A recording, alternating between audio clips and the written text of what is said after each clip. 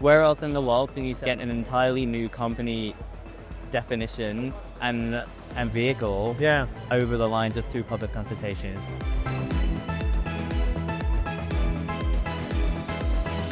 So is Cayman really like becoming a crypto hub? How would you fit it on the map of crypto hubs like Dubai, Hong Kong, Singapore? I mean, it's obviously a bit smaller, I guess, but...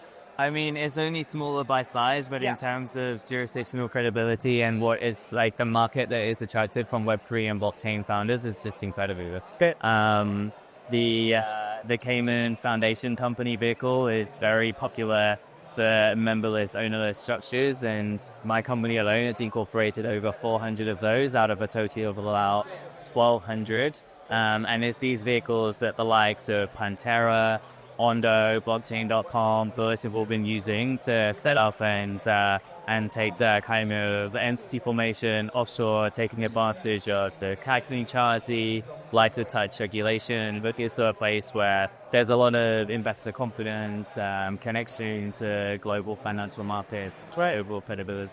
Okay, and does the connection to the UK play a part at all here? Because Cayman is a British overseas territory, so... It is a British overseas territory, that's correct. There's not so much of a business kind of nexus that I would say. It doesn't give you immediate access to the UK, for example? It doesn't give you incorporated in Cayman access, no. But irrespective of that, there's no drawbacks really. It's not like you're losing out on any market access to Europe, the Cayman's perspective.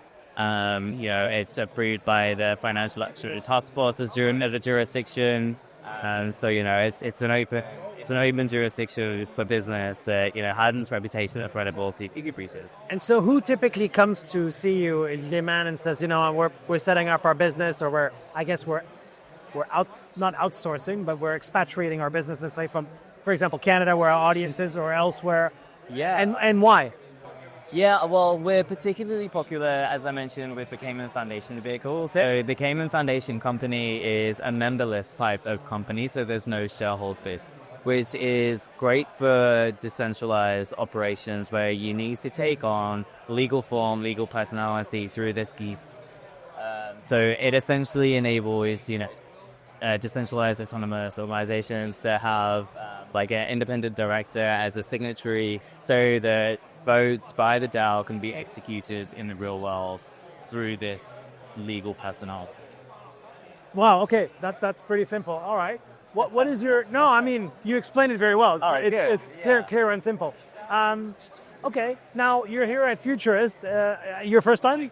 It is my first time at Futurist. Okay, so you haven't been to the Toronto one? Okay, maybe you should. That's in July coming up. Yeah. Great events. Yeah. Same thing, maybe a little bit bigger. Equally hot in August in Toronto. Or in July, I mean. What kind of conversations are you having here with people? What are some of your takeaways? So a lot of conversations about, new projects, like where are they going to be incorporating and what are the key things that they're thinking about. So as I mentioned, the Cayman Islands is a tax and tool regime, lighter touch regulation. It's got favorable company structures that really work in a decentralized kind of operating model for a lot of these Web3 projects. A lot of people are talking to us about how to leverage other jurisdictions as well. So, for example, token issuers they wouldn't be incorporating the token issuance vehicle in the Cayman Islands because that would be a licensed activity there. But the British Virgin Islands, for example, is where that can be undertaken without so much regulatory oversight. So with that, the Cayman Islands kind of uses this foundation company as a parent in the top model, and then the BVI issuer is incorporated. So to facilitate that token issue as part of the protest. And that's what we do with LeeWith. We incorporate entities in Cayman, BVI, we have independent... Oh, okay, interesting. I didn't realize there was multi-jurisdiction. And then Mainnet Partners is the digital asset administration side of things. So this is where we stand these entities up as full-on operation vehicles. So we do the financial accounting, your treasury management, we do the project management. The plumbing, everything that needs to happen in the real world. So the founders and developers and engineers can focus on what they need to do, and we can take care of all of the operational back office and and give these entities that substance in the Caribbean. Final question in 20 seconds. What's your surest prediction about crypto? Highest conviction, potentially contrarian?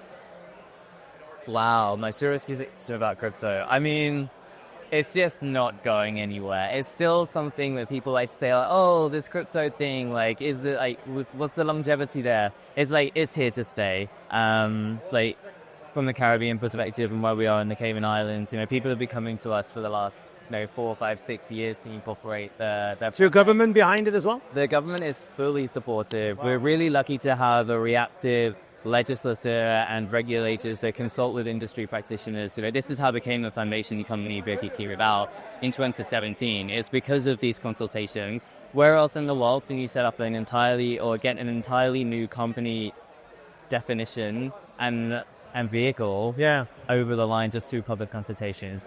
Think about the UK with Parliament or like the government processes in North America.